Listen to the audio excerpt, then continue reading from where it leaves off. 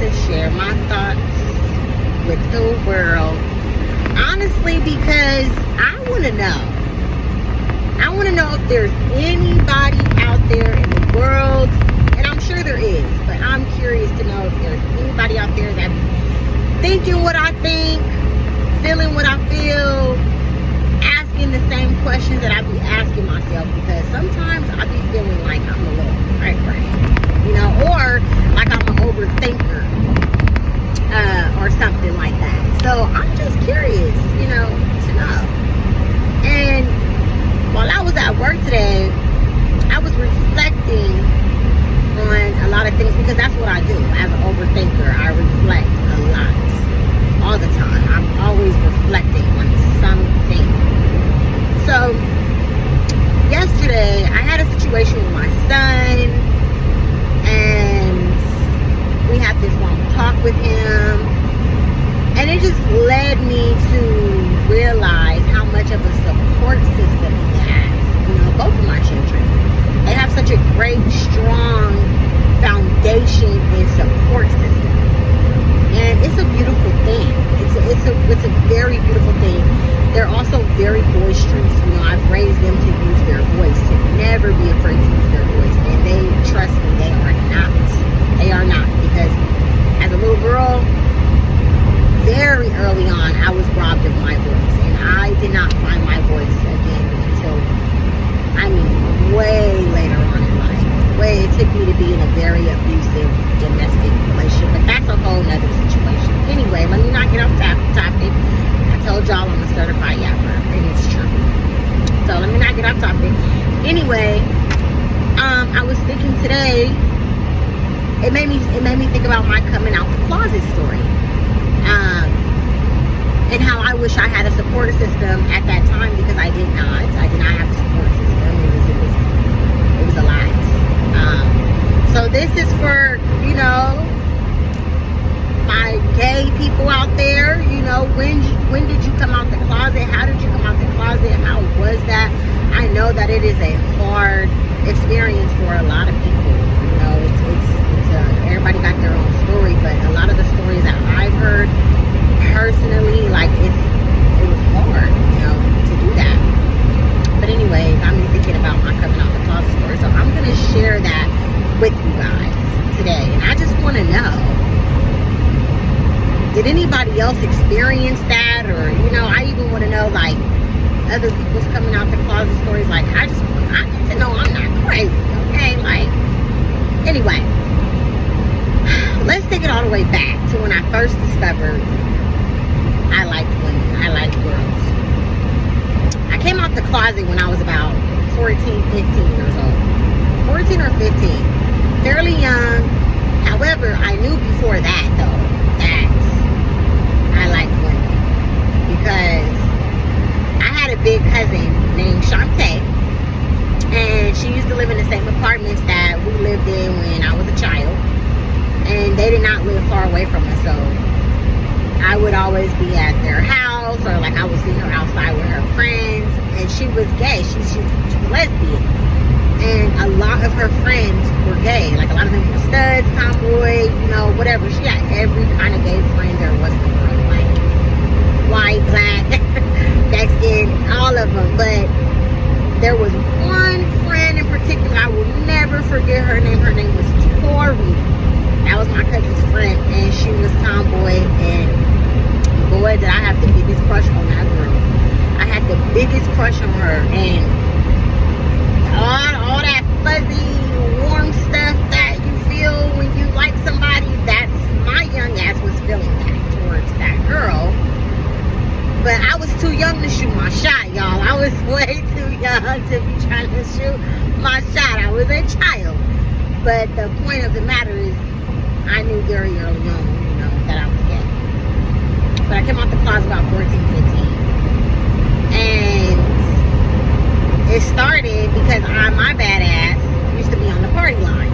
What the fuck was I doing on the party line at like 14, 15 years old? I used to be on the party line, okay? I used to be cracking on the party line. That's where I met my first girlfriend, Guera, a Hispanic. She was a tomboy too. She was a lot than I was. And I'm not gonna lie, y'all, I lied about my age because I was trying to fuck with one. I was. But it was a grown woman. And we met on the party line and we started talking. We used to talk all the time, and then she started asking me. And but mind you, I'm like 14, 15. I'm like, oh snap, she trying to be like, oh dang, I don't know if I can do that. Like, where I'm gonna meet her at? I'm a kid. I ain't got nothing. It's a grown woman. So around that time, I used to babysit this little girl in my complex. I used to get paid to watch this little girl at night because her mom was, a dancer. So, one night in particular, I was watching Nyla, and her mom left, and I had set up to meet up with Weta. I had her meet me at the little girl's at Nyla's house, at Nyla's mom's house. And she came through, and I was so scared, y'all, because I'm a kid, and it is the party line. I don't know what I'm doing. This could be a freaking crazy person, not even a real person for all I know. So she pulls up. Luckily, it's her. It's the right person. And man, we just vibed and we just hit it off. And I was so mature, mentally and physically and everything else because, my childhood, I had to grow up really fast. So we hit it off. I lied about my age. She was 18 at the time. I believe I told her I was 16, 17. I can't remember. I know I lied about my age. So she was like, all right, cool. I think she had just turned 18. Anyway, for me, Weta was really grown. And next thing you know, we went from kicking it and things got serious really quick.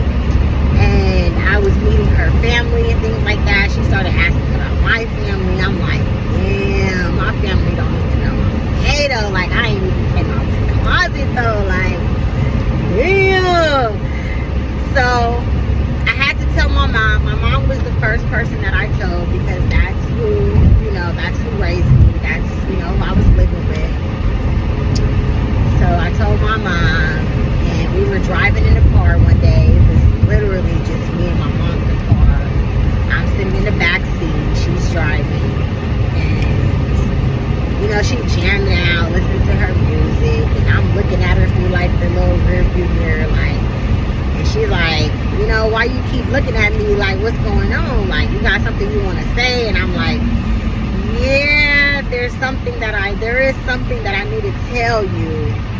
And she's like, what? She gave me that hard stare through this little mirror. And she's like, what is it? What do you need to tell me? And I'm like, oh my God, I was spooked. I was so scared. I was nervous. I didn't know what to expect. And I was like, oh, I don't know if I can tell you I'm scared. I'm nervous. When I tell y'all she pulled off of the road, she pulled up, the car pulled over to the side of the road, and she put that motherfucker in park, and she was like, what is it? Like, you need to tell me now. Like, what is it? So, long story short, I told her, I was like, Mom, I'm gay. And she looked at me, and she was like, you're gay?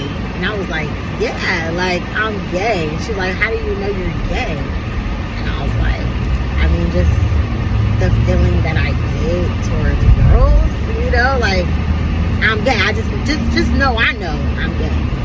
And she looks at me and she starts busting up laughing. And I'm like, what is funny? What is going on? I'm confused. And she gonna say, oh, well, I always knew that. I always knew you was gonna be gay. And I was like, what? How do you always know somebody gonna be gay? But, moms know their children. They know. So, my mom was cool with it. She was very supportive, very loving when it came to that, very accepting. And I do appreciate her for that time in my life. Because I needed support back then, because after that, it went downhill. It was time for me to come out the closet to my dad now.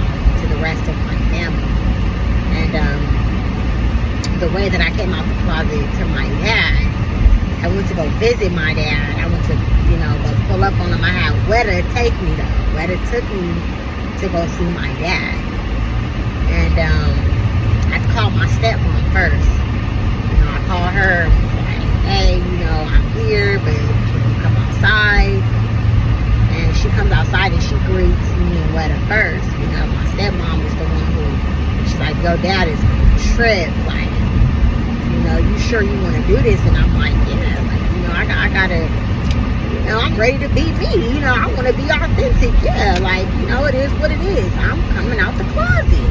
I don't want to hide my girlfriend, my life, my sexuality, So, she like, all right, so she walks me and Weta in the house, and, whoo, the look on my dad's face, oh my gosh, y'all. Oh my gosh. I knew, and my stepmama knew, that it was all bad. He got up, and he walked out to the garage, and we did not see him anymore. Me and Weta is just sitting on the couch looking at each other like what the fuck's going on? Because my stepmom went and followed him immediately. So she comes back, my stepmom, and she pulls me to the side, and she's like, I need to talk to you. I'm like, what's going on? She said, your dad is pissed. Your dad is very mad. Like, she's like, I've never seen him this mad. And she was like, I think it's best that you and Weta leave. And I'm like, okay. So right when we were getting ready to leave, my dad, he asked me to take a ride with him. He said, can you take a ride with me? And I'm like, I was scared, John. I'm not gonna lie. I was really scared. But I ended up taking a ride with him. And the verbal abuse, the emotional abuse, all the abuse that I've ever experienced from that man was bad. It was scary. It was I can't even put it into words the way I felt in that car and after that car ride. He's yelling at me at the top of his lungs, and he's telling me, what makes you think that it's okay? Oh, I know who made you think it was okay. Your mom. That shit is nasty. And you're supposed to be with a man. And y'all, it was bad. I was in tears, and he gave 0 fucks. 0 fucks. No fucks given on his end. Like, he did not care at all. Like, it's something that I will never ever forget. But there's a lot of things that I will never ever forget. But that's just, since we're on this topic, I'm gonna stay on that topic. I will never forget it. It was terrifying. It was hurtful. I mean, it was everything, every emotion that you could possibly have, I had. It was crazy, y'all. That shit still give me emotional. Like, that shit still like choke me up. That shit still comes me up. Like, I'm all choked up and shit. Like, even though I've healed, it don't matter. We gonna die healing. You know what I'm saying? Like, and those are things in our lives. Like, even though I've healed, those are things in our lives that, like, we just not ever gonna forget. You're not gonna ever forget how somebody made you feel when you needed them most. You know what I'm saying? Like, when you needed that support, you needed that love, you needed that acceptance. You're never going to forget that. That was a very hard time in my life, in my childhood, But anyway, so after that didn't go well at all. I didn't speak to my dad for years. Well, he didn't speak to me for years after that. I mean, years, you guys. He like just owned me, cut me off, cut the cord. So then my grandmother told my grandma, You know, my brother, you know, the rest of my family. Everybody was just weird towards me, dude. Weird. Like, it was weird. Nobody accepted me. You know, everybody made me feel very uncomfortable, unseen, unwelcome, unheard, very judgmental. I have a very judgmental family. The only person that was not judgmental was my mother. That is like the only person I had in my corner. Towards that, you know, towards my sexuality. It was a really hard pill to swallow. It was really hard to go through alone and by myself. It was very scary. I did not feel accepted. And mind y'all, in the beginning of the video, I talk about like how I didn't have a voice. You know what I mean? There was so much happening to me as a child. I had no voice. You know, I was not raised to have a voice. I was raised that, you know, you're a child, your feelings, they don't matter, you know, and things like that. It wasn't until I was well after a grown woman until I found my voice, till I discovered, you know what I mean, my backbone, my voice, and things like that. I had to go through some shit, you know, to find that voice, but I did not have one back then. So I suffered in silence a lot as a child, and it was really hard to go through. You know, it was really hard to not feel accepted and welcome, you know, and things like that. Or like, you know, you know, it gets deep. You know, it gets really, really deep. And sometimes to this day, you know, I still feel that way. You know, when I bring my wife I mean, they're very welcoming towards her, my family. They love her, they embrace her. But it's still that energy. You know what I'm saying? Like, it's more of like, it's like it's accepted because this is who I've been for many years now. So it's like, you know, that's just her. It is what it is. You know, back then when I came out the closet, it was like, oh, it's the face, it's this, it's that, you know. It was so bad that I stopped dating girls for a long time because I just wanted to be accepted and embraced by my family again, you know what I mean? And you know what the fucked up part is, that I was never even really fully embraced and accepted and loved by these people anyway, before I came out the closet. So why did I give a fuck? I don't know. But then again, I'm a kid, I'm a child, you know, I want that love, I want to feel welcome. I want to feel heard. I want to feel accepted. You know what I'm saying? So I stopped dating girls. You know, I stepped out of my authenticity because all my family is saying, oh, you ain't never even been with a guy. You don't even know what it's like. Like, how do you even know? And all this. But little do they know, like, I had experienced and gone through a lot of traumatic things that were just unspoken. Because of that voice. I did not have a voice. So that's how I ended up with my son. I was like, you know, I'm gonna try it.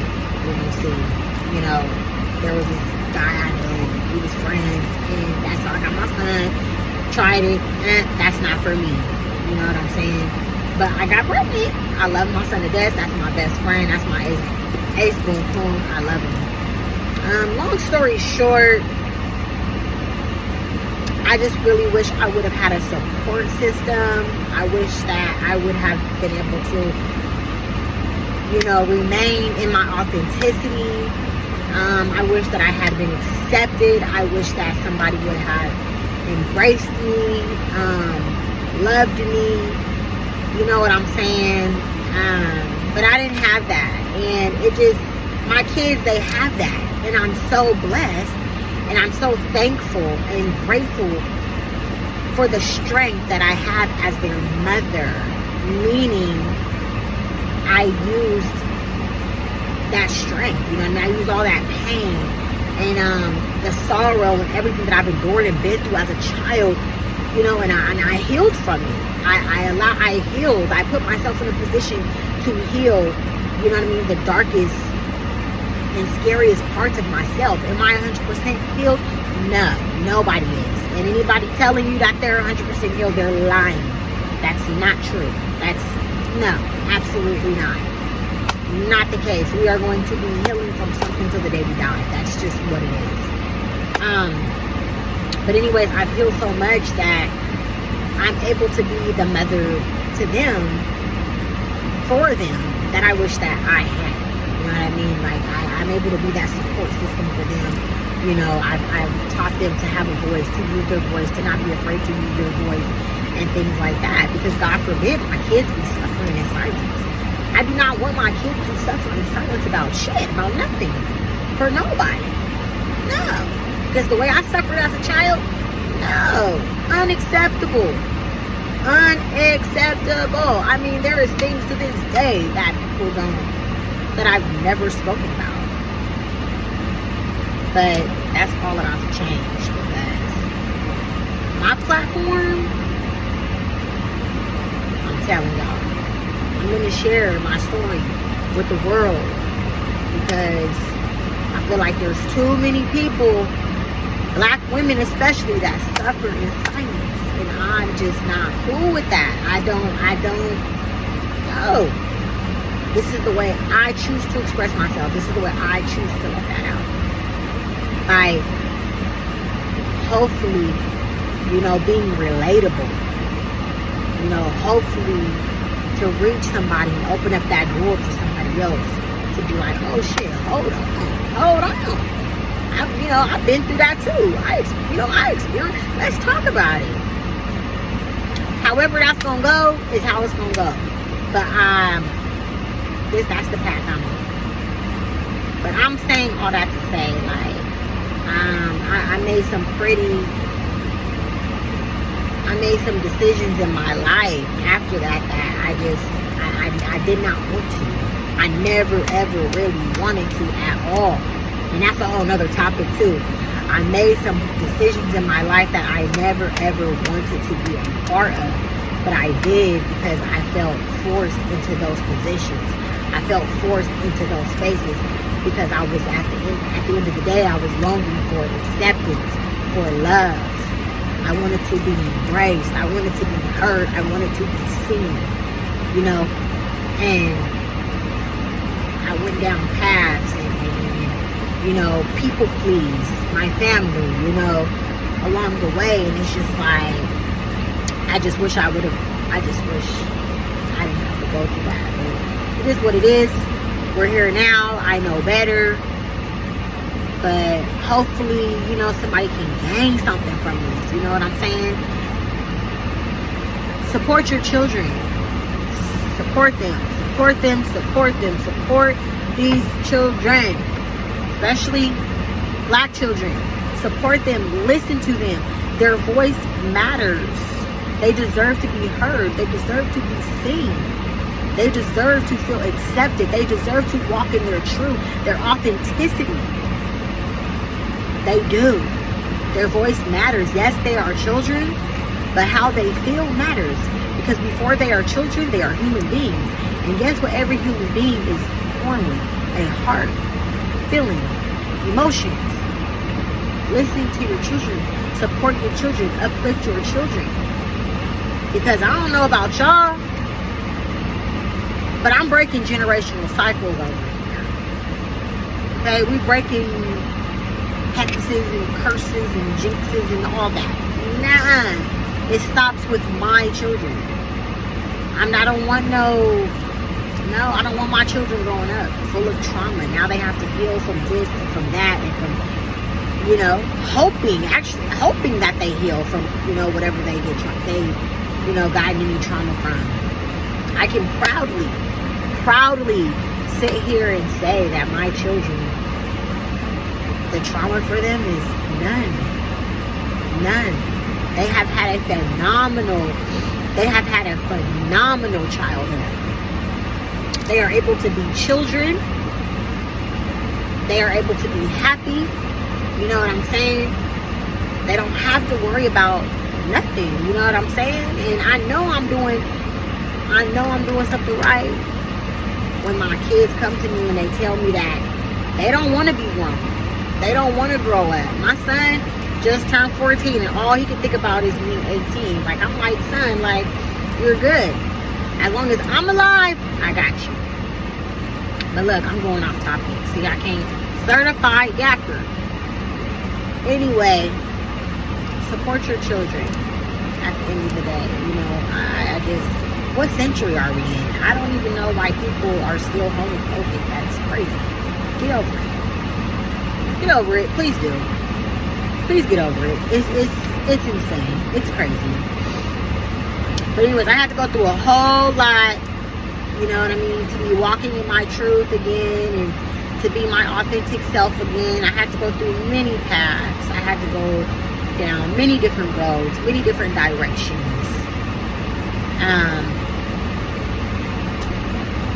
But I'm happy, you know, I'm good where I'm at. And I just, you know, I just wish I would have had that support system when I was younger. But support y'all kids. Support them, listen to them. Their voice matters. Also, anybody else got a crazy coming out story? Like, I want to know. I want to know what your coming out the closet story was like. What that's like. What did you have to endure? What did you have to go through? How did you overcome that? You know, have you healed? All those things. Like, I'm curious. I want to know because I can't be the only one. I can't. And I know it's something that's really hard, especially in the Black community. So let me know. Let's talk about it. Anyway, y'all be blessed. Have a beautiful Sunday, because I don't know where y'all at, but where I'm at, it's very beautiful. It's very sunny. I'm about to enjoy the rest of the day with my babies. And take care. Be blessed. Stay prayed up. Alrighty. Thank you for listening. Bye, y'all.